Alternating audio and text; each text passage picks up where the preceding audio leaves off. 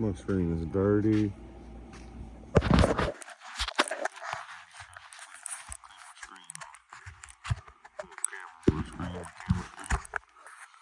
Ooh. Anywho, welcome. Or welcome back. I'm pretty sure it's going to be a bunch of welcomes because YouTube's weird. You know, just starting out, whatever. I guess we'll have that on them big jobs.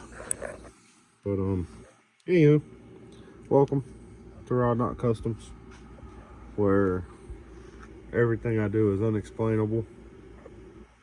And, yeah, anywho, there's a story that I want to tell you. Get you up to speed on this little car here. This is my buddy Tyler. Owns this car. Owns this car, maybe would be the right term. I don't know who owns it really. He says he owns it. Probably doesn't. Oh, it's gonna be a long story. So,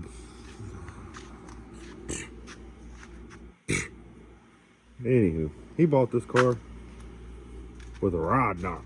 You know what I'm saying? And one of them Jehovah's Witness of the motor varieties. So he had a car, parts car, donor car, ran good, drove good, no title, and it was a manual. So we was gonna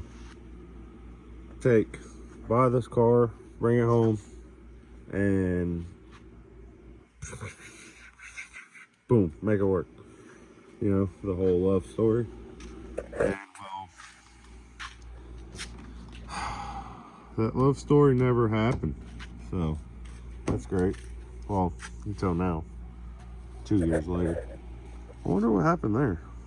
I don't remember that being like that. Or that being gone. So yeah, I haven't seen this car in a very long time. Missed it. No, I didn't. No, not at all. So this car has changed hands between me and another feller who remained unnamed. And you're gonna understand why here in about 5 minutes. Let me explain.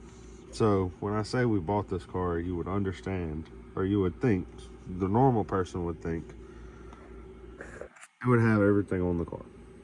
And it did, when purchased. But in between being tore apart the day we got it, and then basically being put together, I put the VTEC head on the non-VTEC block, and you know, I made things happen. Put, you know, basic mechanic stuff, intake, all that stuff for the same VTEC, for the wiring harness, for the So that being said, car was basically ready to be fired up within a week, 2 weeks. But then he took the car and brought it to his house or his buddy's house, who will remain unnamed. And I can't remember what the fuck this guy was smoking.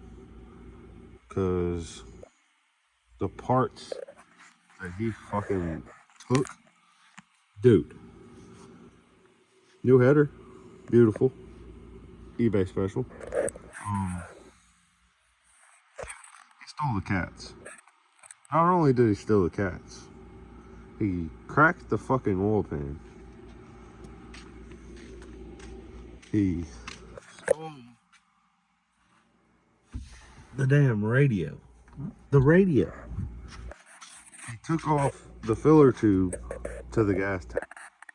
So when I put my 2 gallons of gas in here to fire up, it drained all on the ground right there. And I was pretty upset about how fucking stupid people can be. But nonetheless, oh, that CV axle popped out when I went on a test drive. That was cool. Good time. Couldn't figure that out. Couldn't figure out why. You know what I mean? Until I let jack the car up, spun the tire in park, and it spun freely. So, yeah. Don't let people work on your car that don't know what they're doing, basically. Or think they know what they're doing. It never works out for you in the long run.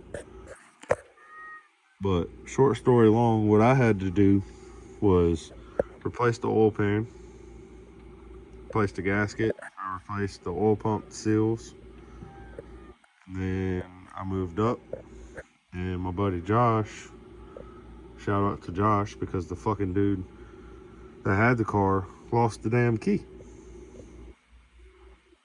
Then, to move the car, we had to get a key made, but we couldn't program it because none of this shit was hooked up. So we couldn't even try to start the car. Horrible, horrible time. Horrible fucking time. Anywho, sorry, I'm stressing and depressing. Not even depressing, I'm just stressing. Shit. So, the motor mount was took off. The motor mount was missing.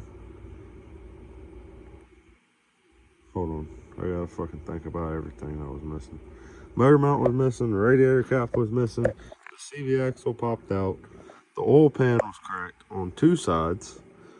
The VTEC solenoid was took off for some reason unknown.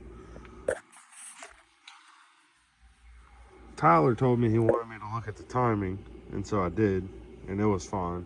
It was how I looked when I put the head on the block. And the caliper bolt was missing on this side. These three, all the bolts are missing, bro. All the bolts. Like, it was a dang.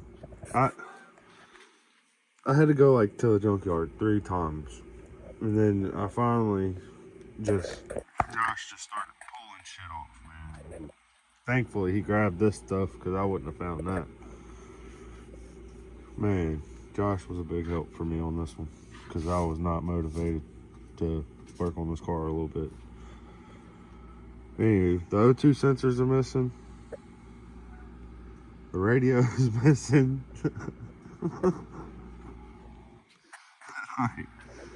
Bro, dude, I don't understand. All the vacuum hoses were missing. Like, I had to figure out how that was working. Got that fixed. Now it fires up. Runs fine. Runs beautifully. You know why? I'm not even gonna toot my horn and say it's because I know what I'm doing. That's because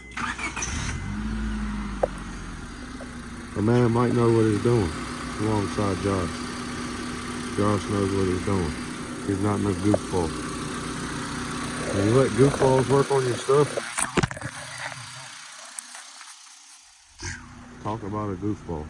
Anyways, when you let goofballs work on your stuff, you expect things like this. This is an example. I don't think this was like this. I know that was like that because the person we bought it from hit a stop sign. It's funny, kind of. So when you let just anybody work on your stuff, you end up with a car tore apart, sitting in your yard, and then you end up buying another car because you can't get that car back together and nobody wants to mess with it. That's exactly what this car was about to turn into. It was going to turn into something that sat and sat and sat until eventually it was either scrapped or sold as is to somebody that was going to scrap. And it's a hard life, man. It's a hard life these days because nobody wants to own up to their mistakes and better themselves. They just want to make mistakes and never improve. And you know what happens? You stay stuck in the same cycle. You never go anywhere. You just stay. It's like walking in a circle. Eventually, you end up back where you started. Every single freaking time. Unless it's, you can't walk a perfect circle. You never know. But it took some work. About 4 or 5 days of running back and forth to the junkyard, getting parts, getting bolts and stuff like that, stupid shit. Yeah, the Civic lives on. So like I said before though, he does have all the manual stuff. So we might look into manual swapping this car in the future. Would y'all want to learn how to manual swap a 2001 Honda Civic, or is that too lame? I think that would be pretty cool. It'd be noteworthy stuff. No, absolutely not. Don't forget to hit the like button. Even if you didn't like it, it'll help me, go up into the algorithm thing, and eventually my content will get better. The videos will get better. Just bear with it. Bear with it. There is fun stuff coming. It's not just all mechanic work, but obviously you got to make money to have fun. So got a couple things planned. I'm gonna be swapping my Mustang over to V8. I have the F-150 that I'm gonna turn into a burnout truck next. Not that F-150, another F-150. My buddy's got the C10 that he's gonna build for his wife, Josh. That's Josh's truck, but it needs some body work. I'll probably get a video of it in the daytime. I'll probably do that tomorrow while Josh is here, and have him run down on what he wants to do with it. Because here in South Mississippi, it's cruising the coast, and he's been getting inspired. Yeah, I got some stuff planned, and Josh is gonna knock some stuff out, get some money made, and buy some goodies. I do have a turbocharger and I got turbocharger kit, so we could, or however that sound goes. Yeah, like, subscribe, comment what you thought about it, what you want to see, what you don't want to see. I mean, it's all up to what, I guess. I mean, it's not up to what. I'm gonna do what I want to do. It's whether or not you like it. That does not affect me, but if you send a like anyway, just help a brother out. Because I already got enough problems.